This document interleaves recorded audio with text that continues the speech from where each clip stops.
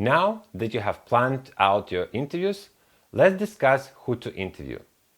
You might be asking yourself, do I need to talk to the decision maker or end users or both? It depends on the product. Think of a low-cost product versus a larger corporate solution. Selling a low-cost solution like Slack might be as simple as customer taking out their credit card to make a purchase. In this case, the decision maker and the end user are the same people. But if you are selling a CRM like Salesforce to a larger organization, you'll have to keep in mind that they have a buying committee. Most of them won't be using the product daily. In this case, you'll need to talk to the end users and decision makers. And you'll also need to dig deeper to find who the influencers are. Next, let's consider if you want to talk to the customers, prospects, or both. I like to aim for a 50-50 split. Here's why. Your customers are easy.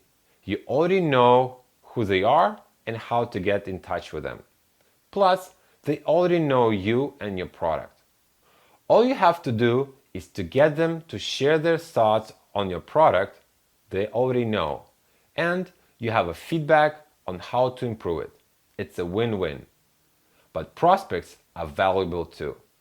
First, you'll learn why they aren't your customers yet.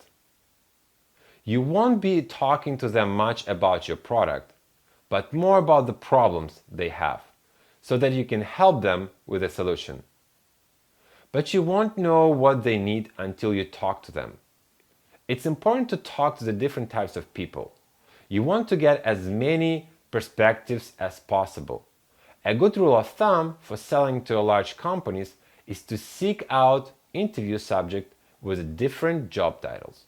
For example, if I'm selling a content marketing solution, I might want to talk to a marketing manager, content manager, chief editor, and so on. But I'd also want to talk to director level people, like director of marketing, director of content, and to VP level, like VP of content and VP of marketing. Another thing you should keep in mind is the size of the company. Think of a marketing director for a small organization. This person probably doing everything on their own, from managing to day-to-day operations. On the other hand, a marketing director for an enterprise company is more focused on managing people and less on operations. Same title, two completely different roles. Finally, I recommend speaking with what I call mainstream users and extreme users.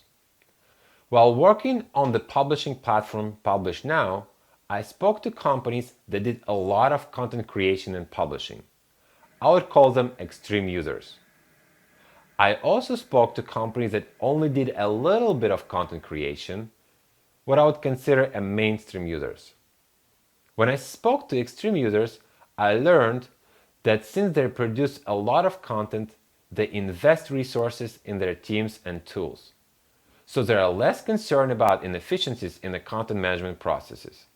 Why? Because they have junior employees managing it. Mainstream users, on the other hand, were typically smaller companies.